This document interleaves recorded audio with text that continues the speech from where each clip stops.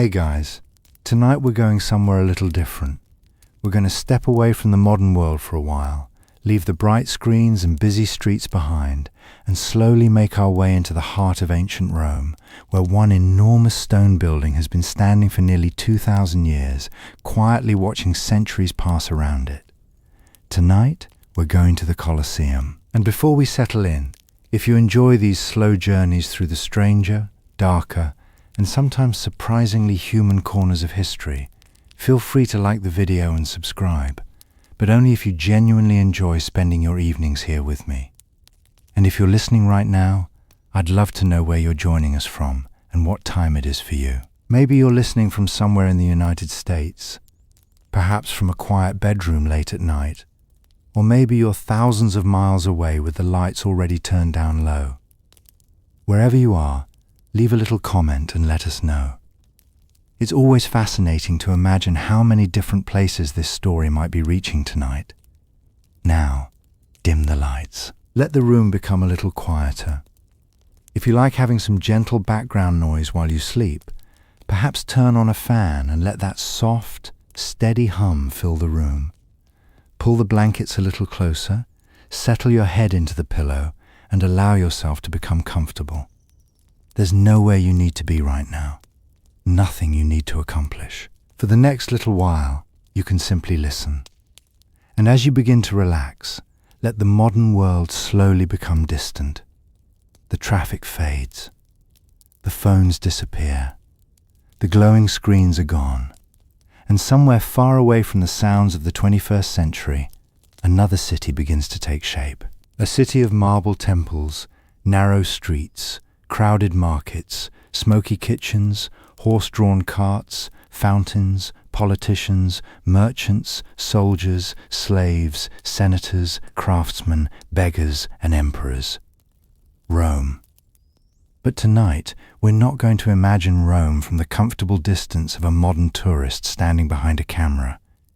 We're going to go much closer, much deeper. Imagine that you are standing outside the Colosseum nearly 2,000 years ago. It is morning. The sun is only beginning to climb over the rooftops of Rome, and the air still carries a faint coolness from the night. You don't have a smartphone in your pocket. There is no traffic rushing past you, no buses, no motorcycles, no airplanes crossing the sky. There isn't even a modern road beneath your feet. Instead, your sandals rest against ancient paving stones, worn smooth by countless footsteps. And ahead of you rises something enormous. At first, you may not even understand what you're looking at.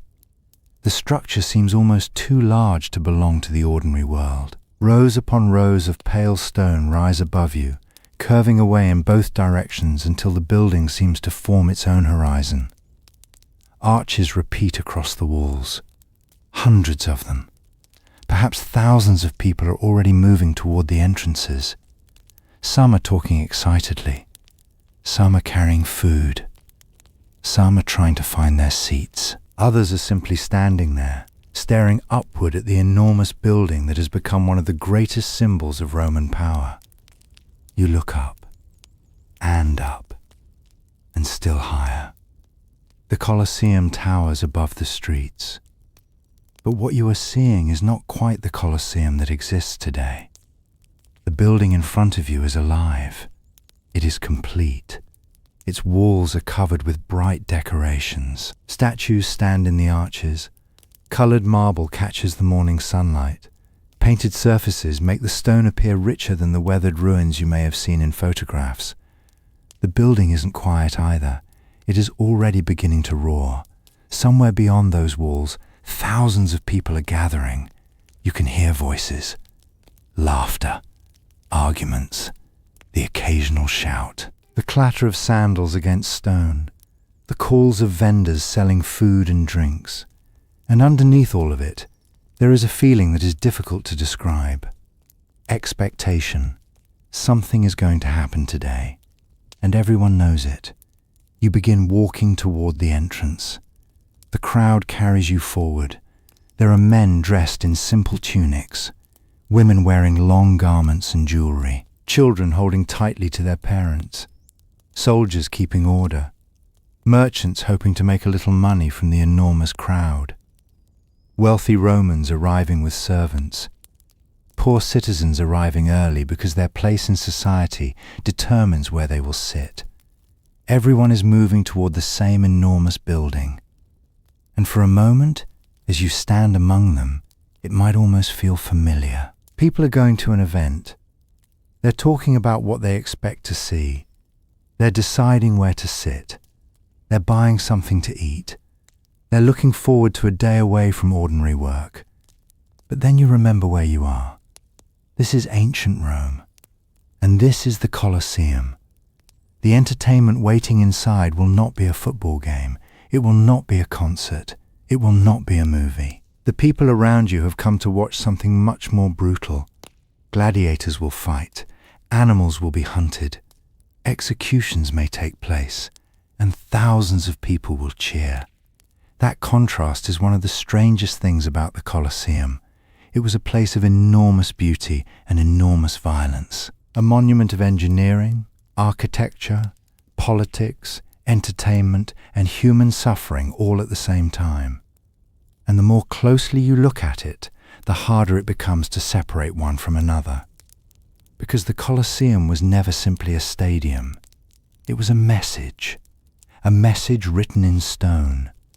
It told the people of Rome that their emperors were powerful enough to build something enormous. It told conquered peoples that Rome could gather resources from across a vast empire and transform them into monuments that seemed almost impossible. It told ordinary citizens that their rulers could provide food, spectacle, and excitement on a scale that few other governments in the ancient world could match. And it reminded everyone who entered that Rome was watching. But before thousands of people could gather inside this enormous arena, before gladiators could walk beneath its arches, before wild animals could emerge from underground chambers, before emperors could sit above the crowd and watch the games unfold, someone first had to build it. And that is where our story really begins. Not with a gladiator, not with a lion, not even with the Colosseum itself. It begins with a city that had recently experienced something close to unimaginable chaos. Rome had burned. Emperors had fallen. Armies had marched through the streets. And a man who had risen from the turmoil was about to build the largest amphitheater the Roman world had ever seen. His name was Vespasian. And when he decided to build the Colosseum, he wasn't simply constructing a place for entertainment. He was changing the physical landscape of Rome. And, perhaps more importantly, he was trying to change the way the Roman people felt about their new emperor.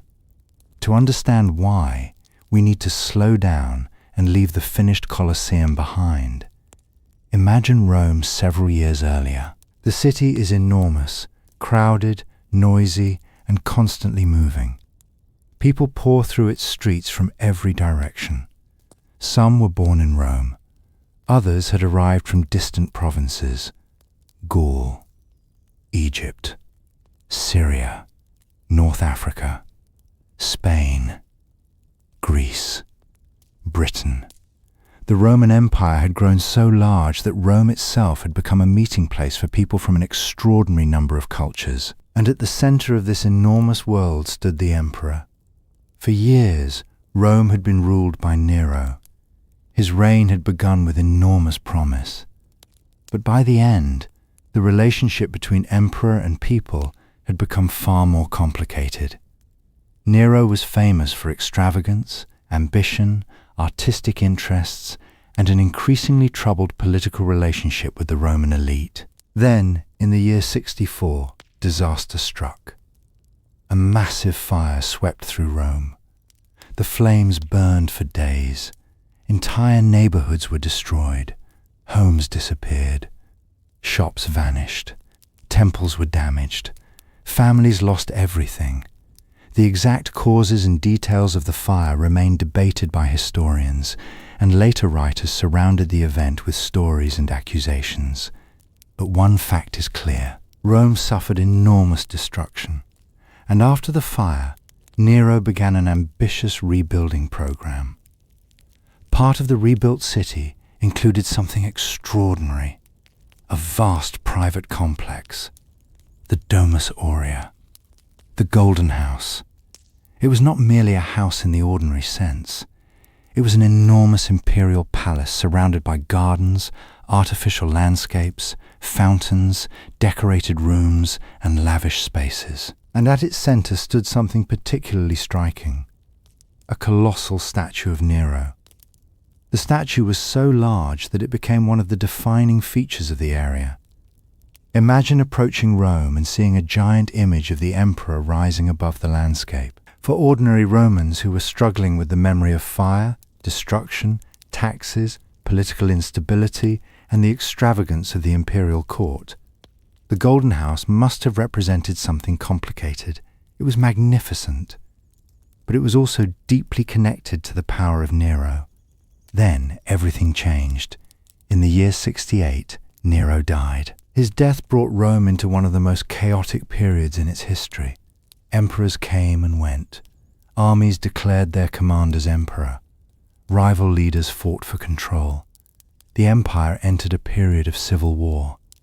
Eventually, Vespasian emerged victorious. He became emperor in the year 69, and now he faced a problem that every successful ruler eventually faces. How do you convince people that the new government is legitimate? How do you make a population that has experienced war, political instability, and the excesses of the previous emperor believe that the future will be different? Vespasian could have built another palace. He could have created another private monument to imperial luxury. Instead, he chose something remarkably different. He took land that had been associated with Nero's enormous private complex and began transforming it. The artificial lake that had once formed part of Nero's private landscape would disappear. In its place would rise a building intended for the public, an amphitheatre, a place where ordinary Roman citizens could gather, a place where emperors could demonstrate generosity, a place where Rome could celebrate itself, and eventually a place that would become known to history as the Colosseum. There was something almost poetic about the transformation. A private lake belonging to an emperor would become the foundation for a public spectacle. A landscape designed to separate the emperor from ordinary people would become a place where tens of thousands could gather together. The Golden House had represented Nero's personal extravagance. The amphitheatre would represent Vespasian's public generosity. At least, that was the message. And messages mattered enormously in ancient Rome. Because Roman politics wasn't only about laws and armies. It was also about appearances. A ruler had to be seen. He had to be generous. He had to demonstrate strength. He had to maintain the support of the people. And perhaps most importantly, he had to make people feel that life under his rule was worth accepting. The Colosseum would become one of the greatest stages for that performance. But before the first crowd could enter, thousands of workers had to transform an enormous construction site into one of the most sophisticated buildings of the ancient world. And that work would take years.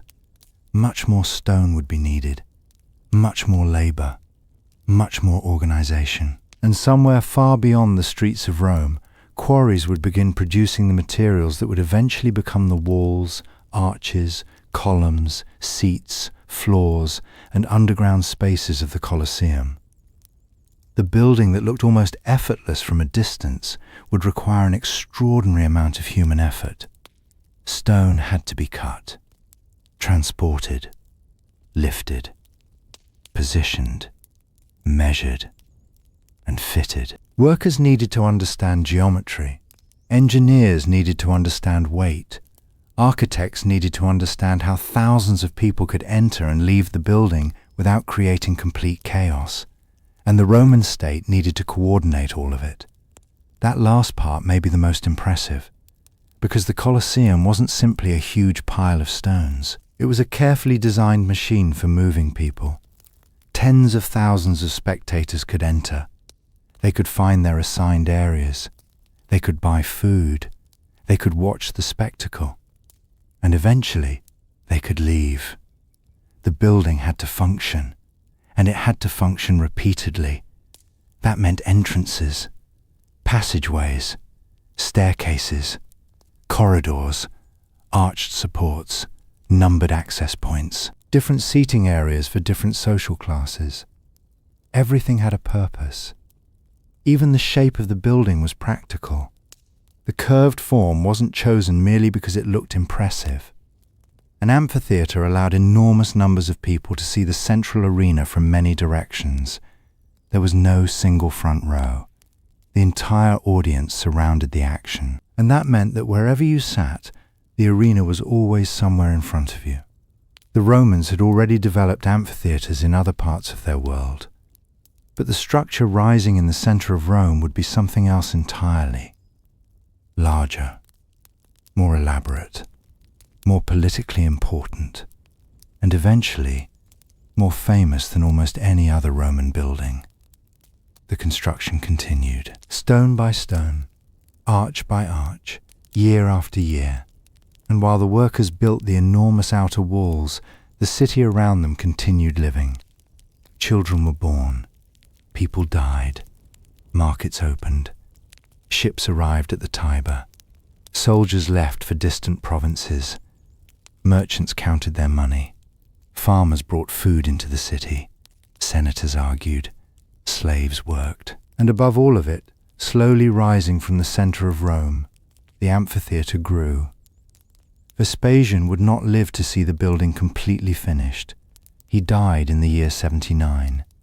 His son Titus became emperor, and Titus inherited not only the Roman Empire, but also his father's unfinished monument. The construction continued. Then, in the year 80, Titus officially opened the amphitheatre with an enormous series of games. And now, if you can imagine yourself back at the entrance we visited earlier, you are standing in Rome on a day unlike almost any other. The building is new. The stone is bright. The decorations are fresh. The crowd is enormous. The city is alive with excitement. And somewhere inside, an emperor is preparing to appear before the Roman people. The gates open. The crowd begins to move. And as you step through the entrance, you realize that the Colosseum is even larger from the inside. The exterior walls were impressive, but the interior is overwhelming. Rows of seats rise around you. Thousands upon thousands of people fill the curved structure. Somewhere above, sunlight pours through the open space.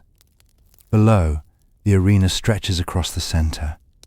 You can smell smoke, cooked meat, wine, dust, sweat, animal scents, stone warmed by the sun, and beneath all of it, something else, the anticipation of the crowd. You find your place. You sit, and then you look down into the arena. For a moment, nothing happens. The crowd murmurs. People talk. Children point. Vendors move through the aisles. Then the sound changes. A signal has been given. The games are about to begin. And as the noise rises around you, you realize something. You are no longer standing outside the Colosseum looking at an ancient monument. You are inside it. And for the people around you, this isn't history. This is today. This is their entertainment, their political theatre, their celebration, their escape from ordinary life. And for some of the people who are about to enter that arena, it may also be the last morning of their lives. The crowd is still roaring when the first figures begin to appear at the edge of the arena. From where you're sitting, they look surprisingly small. The enormous space between you and them makes even grown men seem distant, almost unreal. But then one of them steps farther into the sunlight, and you notice the details. The armor, the shield, the sword, the way he moves. There is nothing casual about his posture. He knows that tens of thousands of eyes are watching him. He also knows that somewhere in the crowd, people are already deciding whether they like him. You hear shouting from different sections. Some spectators call out the names of their favorite fighters. Others simply cheer because something exciting is finally happening. A few people laugh. Children lean forward. And above them all, somewhere in the highest and most privileged seating area, the emperor watches. The gladiator pauses. For just a moment, the entire arena seems to hold its breath. Then the noise returns. This is one of the most famous images associated with ancient Rome, but the reality behind it is more complicated than the movies usually suggest. Not every person who entered this arena was a slave. Not every gladiator was sentenced to fight, and not every fight ended with someone dying. The world of gladiators was much more organized than that. It was a profession. A brutal profession, certainly. A dangerous profession, but still a profession with training, rules, managers, contracts, specialized equipment, medical care, and even its own celebrities. Some men entered the profession because they had no other choice. Others entered voluntarily. A free Roman citizen could choose to become a gladiator. That decision could bring shame because gladiators occupied a low social position, but it could also offer something that ordinary life might not. Money, food, fame, and perhaps most importantly, a chance to become somebody. Imagine living in ancient Rome and being poor, not temporarily poor, not having a difficult year, but living without property, without influence, without a powerful family behind you. You could spend your entire life working and remain almost completely invisible. Then imagine hearing about a gladiator who has become famous throughout the city. People know his name. They talk about his victories. Children imitate his fighting style. Women admire him. Wealthy spectators sometimes send gifts. His image appears in graffiti. His success becomes part of the city's conversation. For someone with very little, that kind of fame could be intoxicating. The price was enormous, but the possibility existed. And that helps explain why some people voluntarily became gladiators. The training schools were known as ludi. These were not casual gyms. They were highly organized institutions designed to turn human beings into professional fighters. The men living there trained constantly. They learned how to use specific weapons. They practiced against one another. They developed endurance. They learned footwork. They learned how to protect vulnerable parts of the body. They learned how to fight while exhausted. And they learned something perhaps even more important: how to survive. Because a skilled gladiator was valuable. A dead gladiator could not fight again. This simple fact influenced the entire system. The owner of a gladiator had invested money in that person. Training cost money, food cost money, armor cost money, medical treatment cost money, housing cost money. So although the audience might have wanted blood, the people running the games had another interest. They wanted a good show, and good fighters were worth preserving. This is one of the strange contradictions of the Colosseum. The arena was designed around violence, but the violence itself was carefully managed. There were rules, there were referees, there were specialized fighting styles, and there were expectations about how a professional gladiator should behave. You might imagine two men simply charging at each other with swords. Sometimes fights could look dramatic and chaotic, but they were not random. Different types of gladiators had different equipment and different roles. One might carry a large rectangular shield and a short sword. Another might carry a much smaller shield and a long curved blade. One might have a helmet decorated with a crest. Another might have lighter armor and greater mobility. The differences mattered. They created matchups, and those matchups created strategy. Imagine yourself watching from the stands as two fighters circle one another. One is heavily protected. His shield covers much of his body. He advances slowly. The other fighter moves more quickly. He keeps his distance. He waits. The crowd begins reacting to every movement. A sudden charge produces a wave of shouting. A successful block brings cheers. A stumble causes thousands of people to gasp, and you begin to realize something. The crowd isn't simply watching violence. They're watching skill. They understand what they're seeing. They recognize different fighting styles. They know which fighter is favored. They may have watched these men before. Some spectators probably knew the fighters' records. They knew who had won. They knew who had lost. They knew who was considered dangerous. In that sense, gladiatorial combat had something in common with modern professional sports. There were stars. There were rivalries. There were loyal fans. There were people who followed individual fighters. There were also gambling opportunities. A man sitting beside you might be quietly confident that his favorite fighter will win. Another might insist that the smaller, faster fighter has a better chance. Arguments could become surprisingly passionate, and then the fight begins. The larger fighter raises his shield. The smaller fighter moves around him. Metal strikes metal. The sound echoes through the arena. For a moment, the crowd becomes almost silent. Then the smaller fighter lunges. The larger man blocks. The audience erupts. You feel the noise physically. It seems to vibrate through the stone beneath your feet. This is what the Colosseum was designed to do. It was designed to magnify human emotion.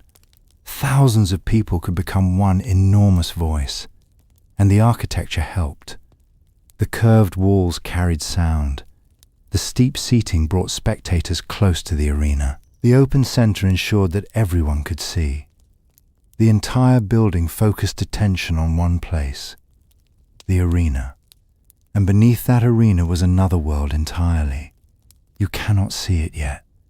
But below your feet, hidden beneath the wooden floor, there are corridors, rooms, holding areas, lifts, cages, equipment spaces, passageways. The Romans called this underground complex the hypogeum. It was essentially a hidden machine beneath the arena. And once you understand what was happening down there, the Colosseum becomes even more extraordinary. Because the people in the stands were not seeing everything. They were seeing the final result, the spectacle, the appearance, the sudden entrance, the dramatic reveal. But beneath them, hundreds of workers could be preparing the next event. Animals could be held in cages.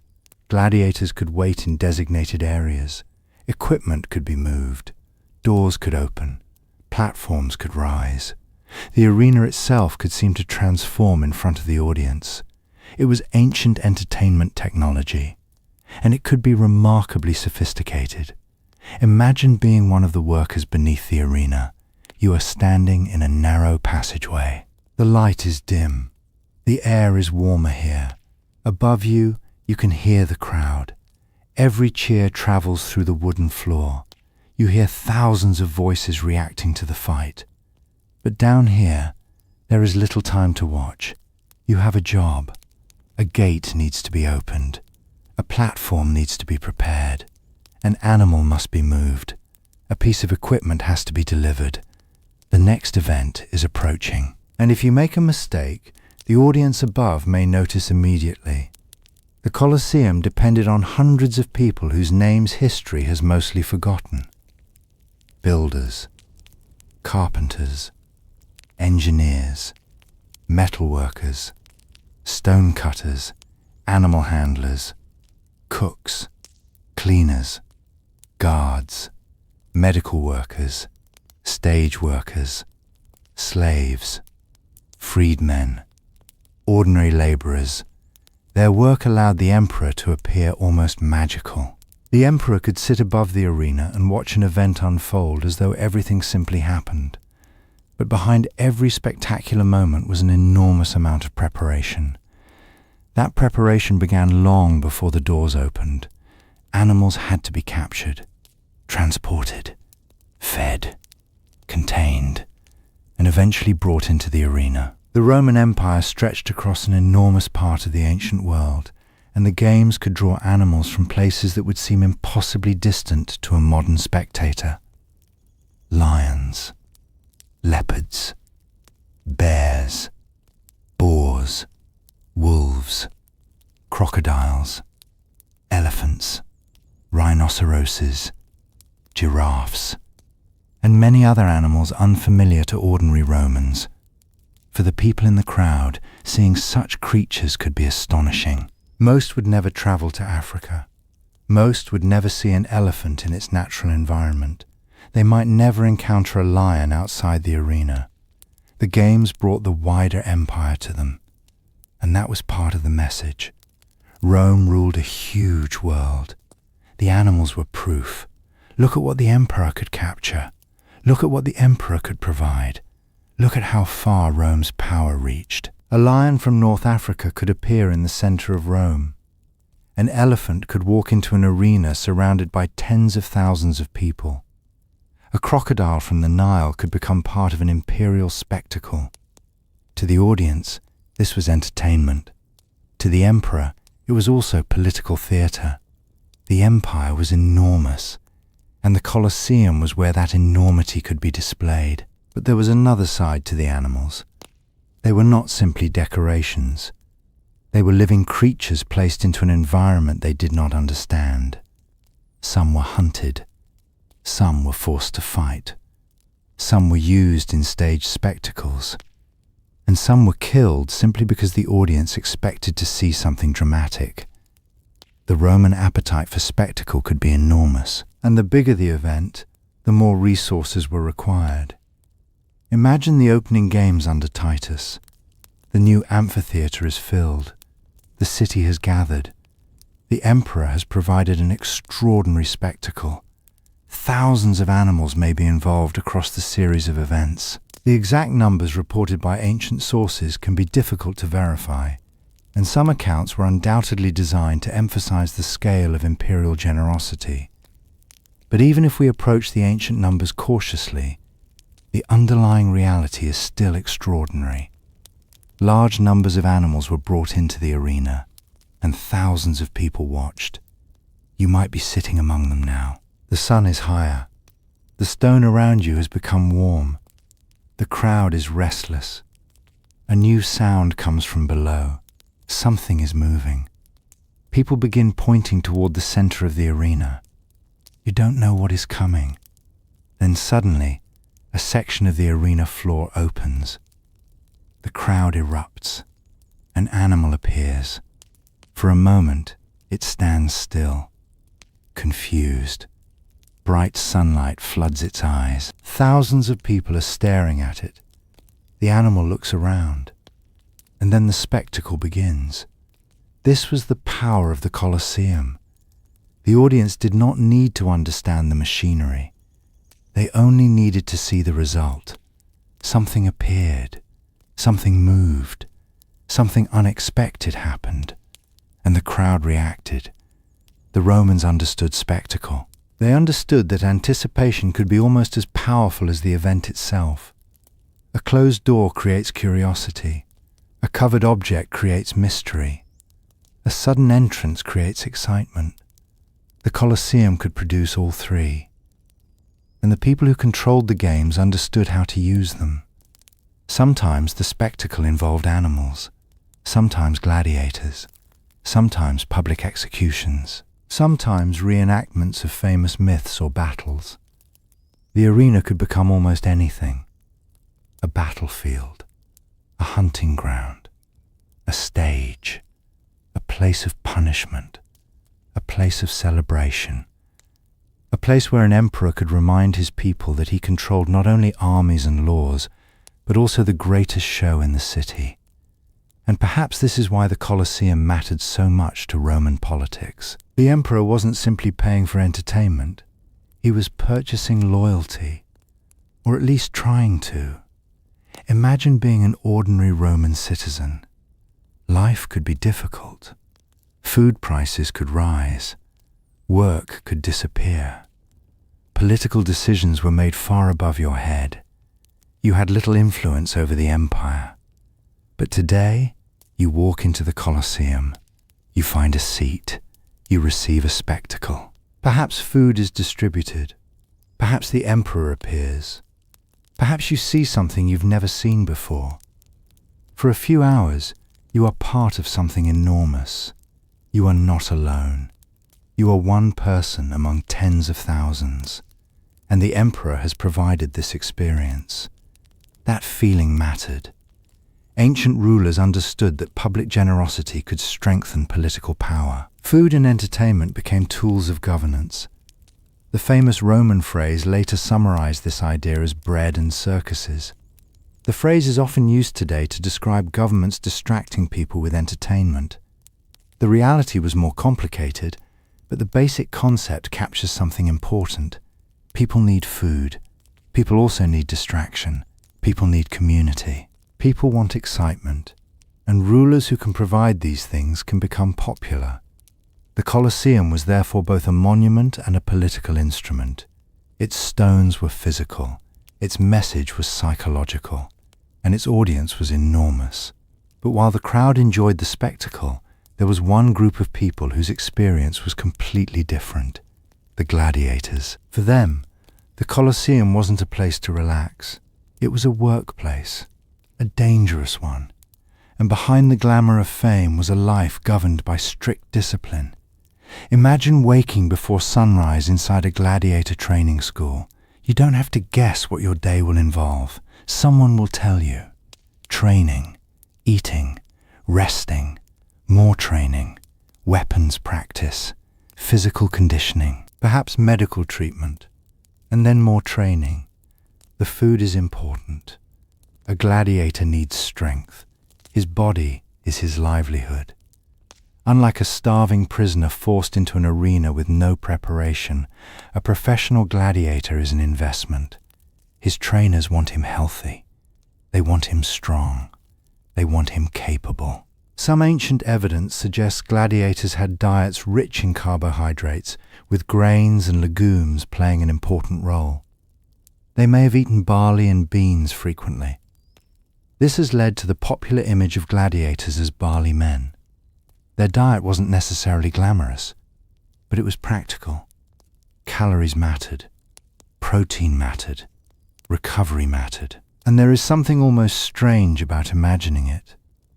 The men who would later become symbols of muscular strength may have spent much of their time eating foods that were ordinary by Roman standards. Grain, beans, vegetables, perhaps meat or dairy depending on circumstances. They weren't living on enormous steaks every night. They needed fuel. They needed consistency. And they needed to recover from training. Because tomorrow they would train again, and the day after that. And eventually they might return to the arena. Some gladiators became highly skilled. Some became famous. Some survived many fights. There are inscriptions that record fighters who won repeatedly. Their names were remembered. Their careers could become surprisingly long. And sometimes, a successful gladiator could eventually receive freedom. This was one of the most remarkable possibilities within the gladiatorial system. A wooden sword called a rudis could symbolize release from gladiatorial service. For a man who had spent years fighting, receiving the rudis could represent an entirely new life. Freedom. No more arena. No more being owned. No more wondering whether the next fight would be the last. But not everyone received it, and not everyone survived long enough to earn it. The crowd above doesn't think about any of that right now. They want the next fight. The arena has been cleaned. The workers beneath the floor are preparing something else. The sun continues moving across the sky. The emperor remains seated, and the crowd waits. You begin to notice something else. The seats aren't random. The Colosseum is a map of Roman society. Where you sit depends on who you are. The emperor has the best position. Senators sit close to the arena. Other elite groups occupy privileged areas. Ordinary male citizens have their designated sections. Women are generally separated from the main seating areas and placed higher up. Social hierarchy is built directly into the architecture. The building doesn't merely gather Romans together, it organizes them. Every person has a place, and that place tells everyone else something about their status. The Colosseum, therefore, becomes a miniature version of the Roman Empire itself. At the top, the emperor. Below him, the political elite. Then other privileged groups. Then ordinary citizens. And at the margins, those with the least power. You can look around the crowd and almost read the structure of Roman society in stone. Even while everyone watches the same spectacle, they are not equal. The building makes that impossible to forget. Yet there is another strange contradiction. Despite all those divisions, everyone is looking toward the same arena. For a few moments, thousands of people share the same experience. They cheer at the same moment. They gasp at the same moment. They laugh at the same moment. They become one crowd. And that shared emotion may have been one of the Colosseum's greatest powers. The emperor could look out over tens of thousands of people and see Rome itself. Not every Roman, but a huge representation of the population. And the population could look toward the emperor. Everyone could see everyone. Power was being performed in both directions. The emperor demonstrated generosity. The crowd demonstrated approval. The gladiators demonstrated courage. The animals demonstrated the reach of the empire. And the building itself demonstrated Roman engineering. Everything reinforced everything else. But as the afternoon continues, the atmosphere changes. The games become more intense. The crowd becomes louder.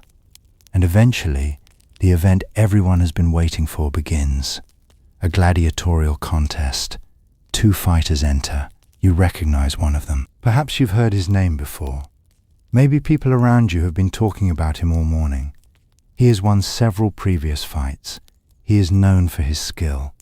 His opponent is younger, less famous, but fast. The 2 men face one another. A referee stands nearby.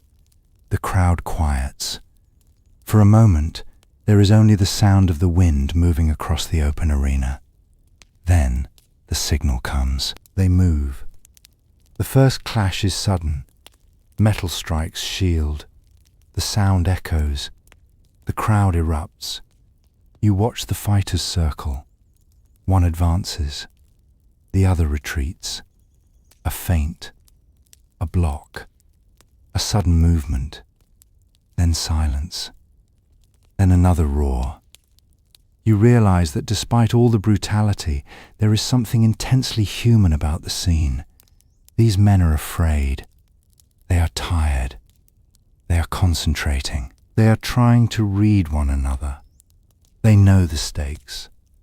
And somewhere in the arena, tens of thousands of people are judging them.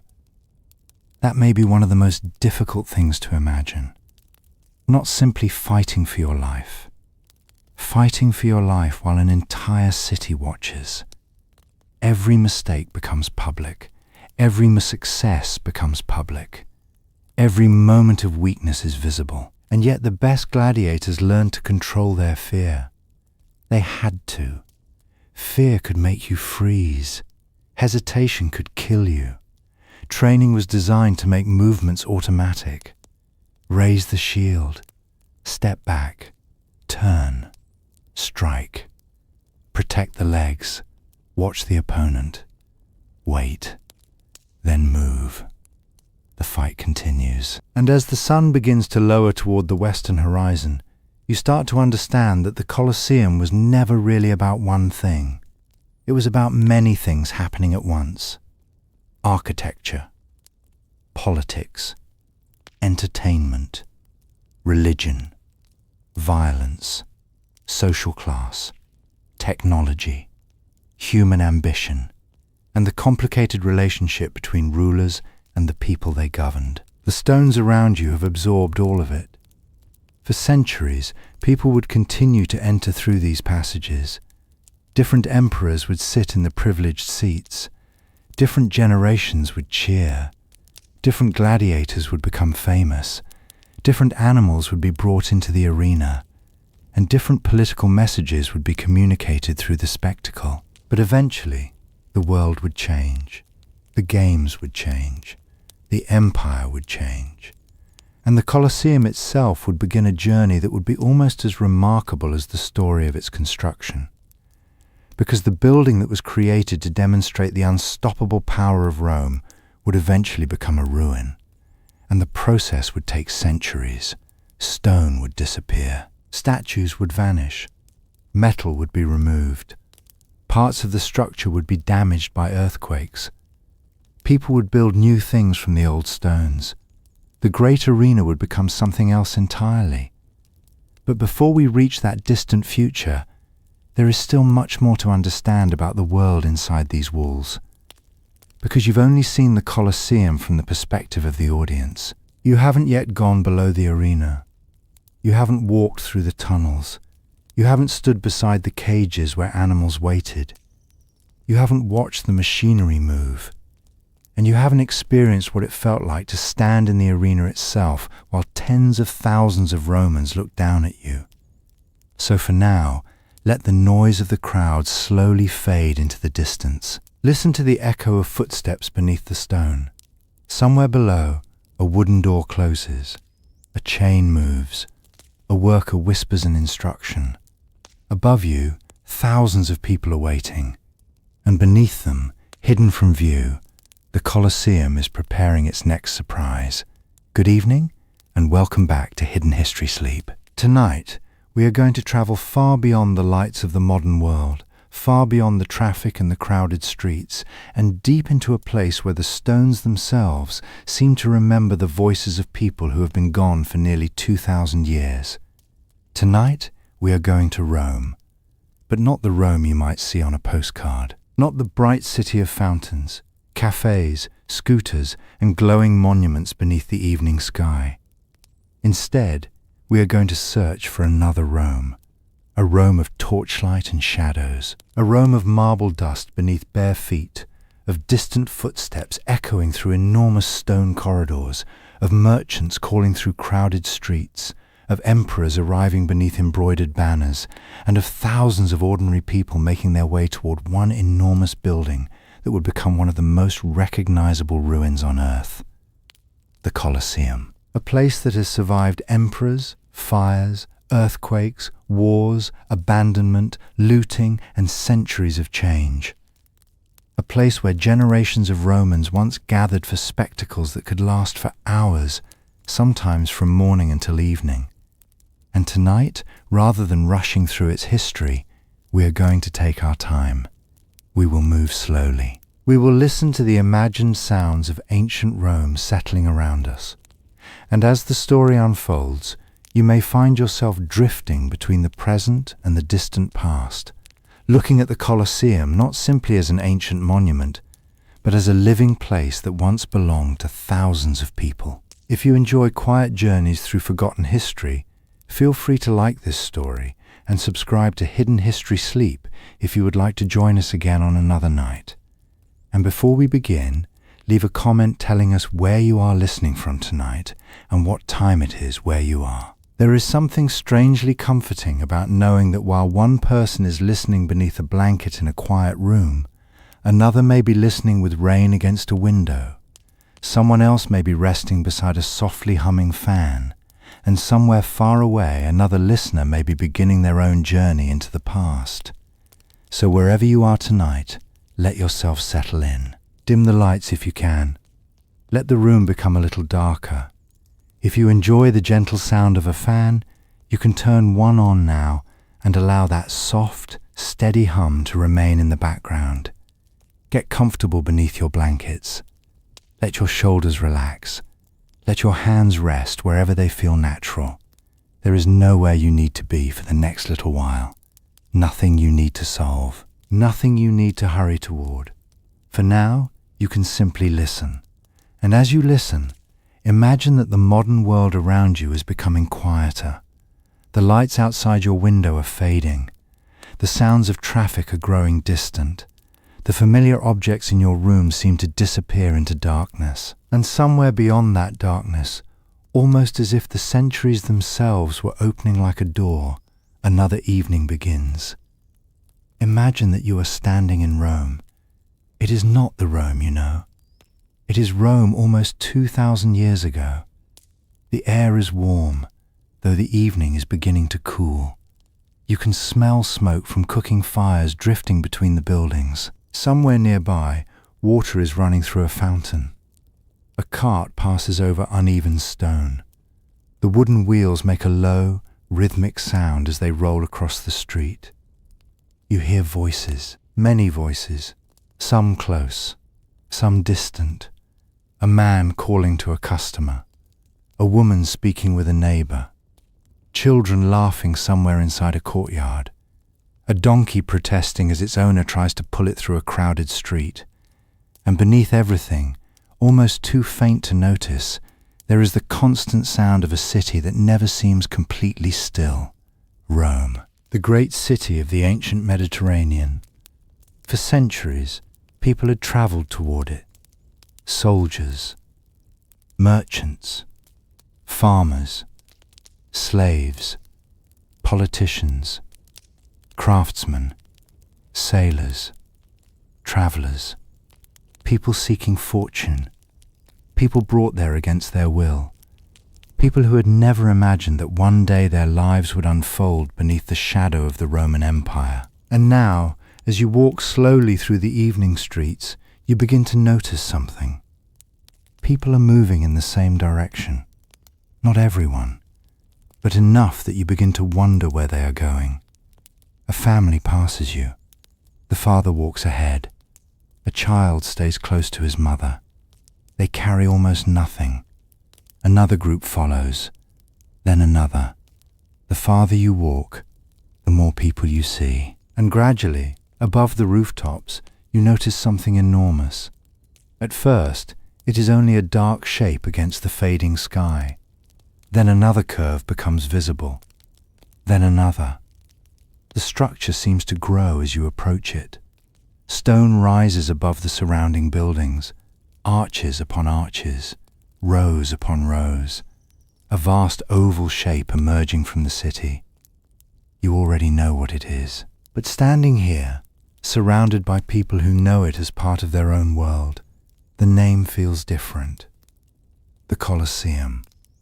Or, as the Romans would have known it in its own time, the Flavian Amphitheatre. It does not look like the weathered ruin we know today.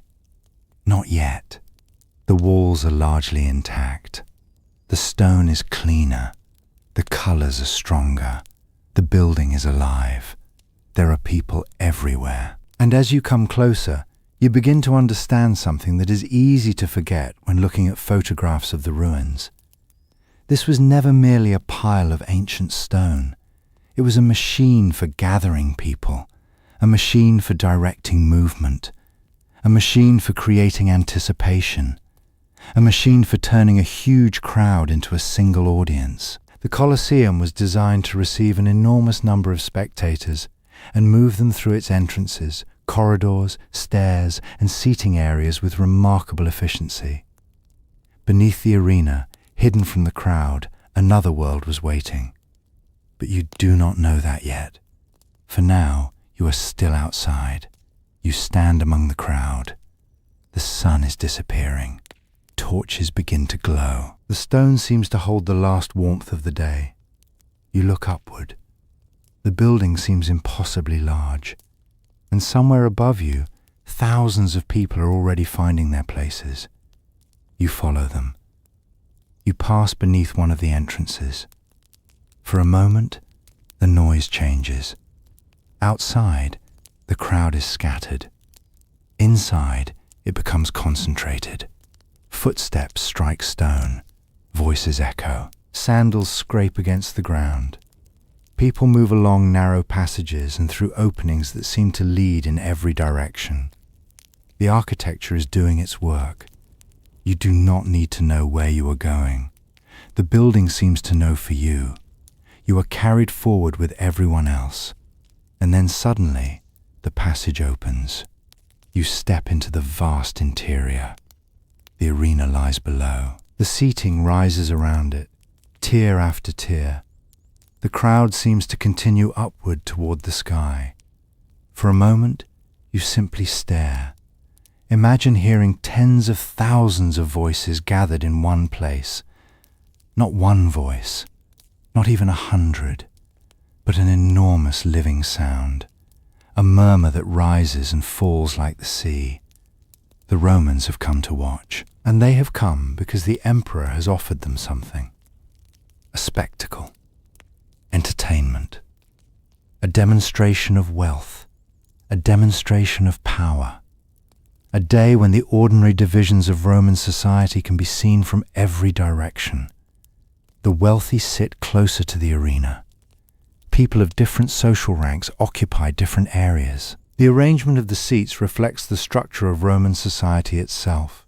Even here, in a place built for entertainment, status follows you. The emperor has his own position. Senators have theirs. Other groups occupy their designated spaces. The crowd is enormous, but it is not random. Every person has a place, and every person has come expecting to see something extraordinary. You look toward the arena floor. It is covered with sand. The Latin word for sand is arena. That simple word would eventually give the name to the place where the spectacle happens, the arena. For now, the surface seems quiet.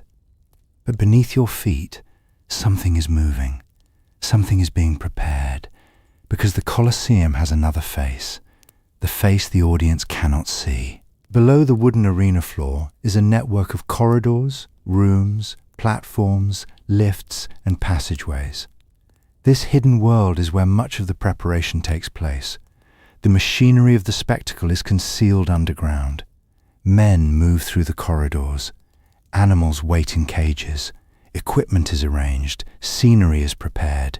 People wait for their moment to appear. Above them, the audience has no idea exactly what is happening beneath the sand.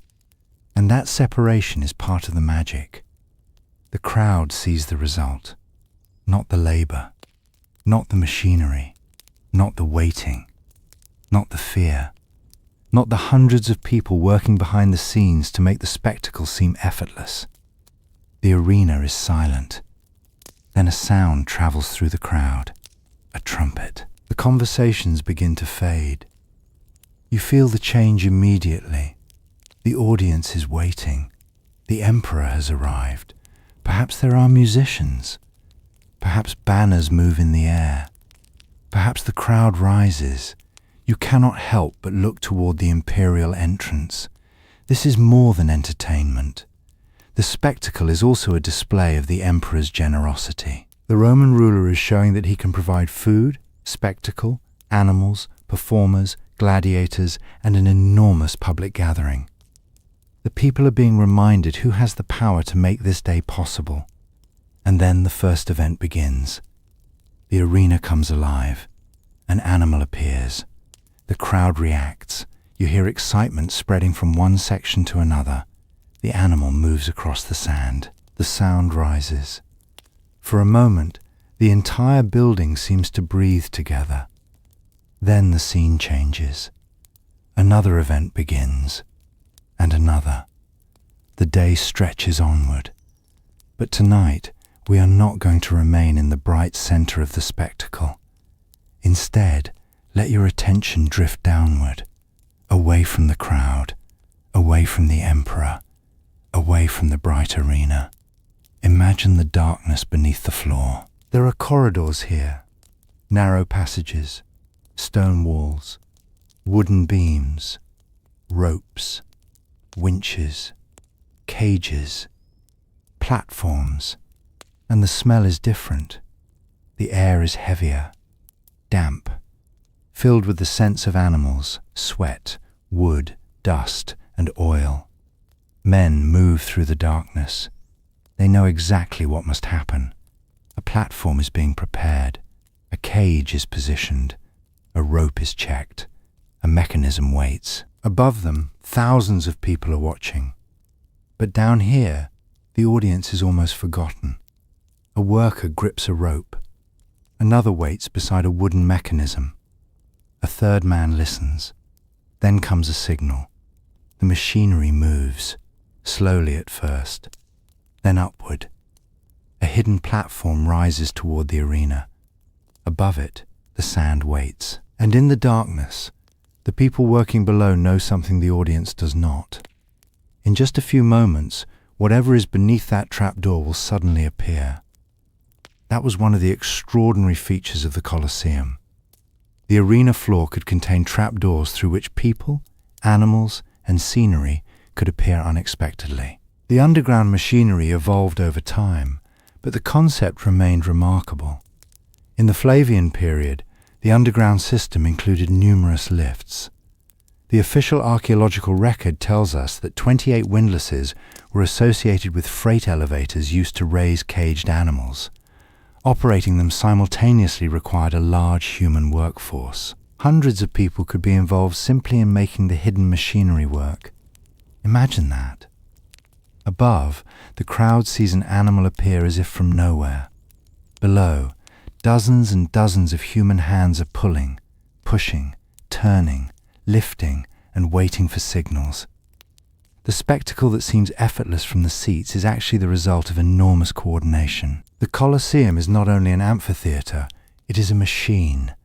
And like many machines, its most complicated parts are hidden. You remain in the darkness for a moment. You listen. A distant roar from the arena above. A cage rattles. Someone whispers. A rope tightens. Then everything becomes quiet again. You begin to wonder about the people who worked here. Not the emperors, not the famous gladiators whose names survived. The ordinary workers. The men who carried things. The people who cleaned. The people who fed animals. The people who maintained ropes and machinery. The people who prepared the sand. The people who stood in dark corridors while crowds above them shouted. History often remembers the spectacular, but buildings like the Colosseum were kept alive by thousands of ordinary actions. Someone had to carry water. Someone had to repair a door. Someone had to bring food. Someone had to move equipment. Someone had to clean the arena after an event. Someone had to maintain the machinery. Someone had to light the lamps. Someone had to wake before dawn. And while the emperor might be remembered for inaugurating a building, the daily life of that building depended on people whose names have almost completely disappeared. Perhaps that is one of the quietest things about ancient history. Most of the people who lived in the past left no written record. They simply lived. They worked. They worried. They ate. They slept. They loved their families. They became tired. They waited for tomorrow. And then, eventually, they disappeared into time. The Colosseum remembers them indirectly. Their footsteps are gone. Their voices are gone. But the corridors they walked through remain. The stones they touched remain. The architecture they helped operate remains. And perhaps, if you stand quietly enough, the ancient building can almost make you imagine them. Now let yourself rise again toward the arena. The light is fading. The spectacle continues. The Roman crowd has been here for hours. Some people have eaten. Some have talked. Some have cheered. Some have looked away. Some have become bored. Some have been thrilled. Some may have been frightened. A child may be seeing an enormous animal for the first time. A young man may be staring at a gladiator and wondering what kind of person he must be. An older woman may be thinking about the heat. A merchant may be thinking about his business. A senator may be thinking about politics. A soldier may be thinking about a distant frontier. And somewhere in the crowd, perhaps, someone is thinking only about going home. That is the strange thing about a great historical event. We often imagine the crowd as one mind, but it never was. Every person carried a private world inside them. The Colosseum could bring tens of thousands together, but it could never make them identical. Every spectator arrived with memories. Every spectator had fears. Every spectator had someone they loved. Every spectator had a story that would never be written. And among the people connected to the arena were the gladiators. The word has become almost mythical. We imagine helmets, shields, swords, muscles, sand, blood. But real gladiators were more complicated than the image that has survived in modern culture. Some were enslaved. Some were prisoners of war. Some had been condemned. Some voluntarily entered the profession. Others could find status, money, prizes, or even freedom through successful fighting. Their legal and social circumstances varied. They were not all the same. They did not all fight in the same way. They did not all come from the same place. Some had been trained to use particular weapons and fighting styles associated with different traditions. Their equipment could identify them. Their training shaped their movements. And behind every fighter was a system of preparation. A gladiator did not simply walk into the arena one morning and become a skilled fighter. He trained. He practiced. He ate. He rested. He learned. He lived in a controlled environment. One important training complex, the Ludus Magnus, stood close to the Colosseum and was connected to it by a passage. Its training arena was designed on a smaller scale, echoing the great amphitheatre nearby. The training complex could accommodate a large community of gladiators. Imagine waking in that place. You know the Colosseum is nearby. You can probably see it. Every day, the great building stands there, waiting, a constant reminder of where training may eventually lead. The morning begins. The city is waking. The sounds of Rome move through the streets. Somewhere nearby, a market is opening. A baker is preparing bread. A fountain is already surrounded by people collecting water. But inside the training complex, the day has another rhythm. Footsteps, training, instruction, repeated movements, the clash of wooden weapons, the sound of breathing, the ache of muscles, the constant knowledge that the body is not simply your own. For some, fighting may eventually bring freedom. For others, the arena may bring death. And for nearly all of them, the future is uncertain. Perhaps that uncertainty is what makes the Colosseum so haunting. From the outside, it looks permanent. The stone seems to promise that everything will continue forever. But the people inside it know better. Everything is temporary. The games end. The crowd goes home. The emperor grows old. The gladiator fights his last fight. The animal dies. The workers disappear. The city changes. And eventually, even the building itself begins to change. But tonight, you are still standing inside the world before all of that happens. The Colosseum is new. The Roman Empire is powerful. The crowd is alive. The building is filled with color. Imagine looking upward. The upper levels rise above you. The exterior is decorated. Statues and architectural details occupy parts of the structure. The building is not the pale, broken ruin we know today. It is a finished expression of imperial power. And then you notice something else. The crowd is looking upward too, because above the arena there is another remarkable feature. A large canopy system could provide shade for spectators. The Valerium was supported by an elaborate arrangement involving poles and ropes. It was not a simple roof. It was a complex system designed to protect people from the sun. Imagine tens of thousands of spectators beneath a vast fabric canopy. The bright Roman sun outside, the arena below, the smell of dust, the sound of the crowd, the fluttering of fabric above, the heat of the afternoon. And somewhere on the edge of the arena, a gladiator waits. You cannot hear his thoughts. History does not preserve them. Perhaps he is calm. Perhaps afraid. perhaps focused only on what he has been trained to do. Perhaps he has fought many times. Perhaps this is one of his first appearances. Maybe he has a family. Maybe he has no idea whether he will see them again. This is where it becomes important not to romanticize the arena. The modern image of the gladiator can make the violence look adventurous. But for many of the people involved, it was not a game. It was a system of violence performed for an audience.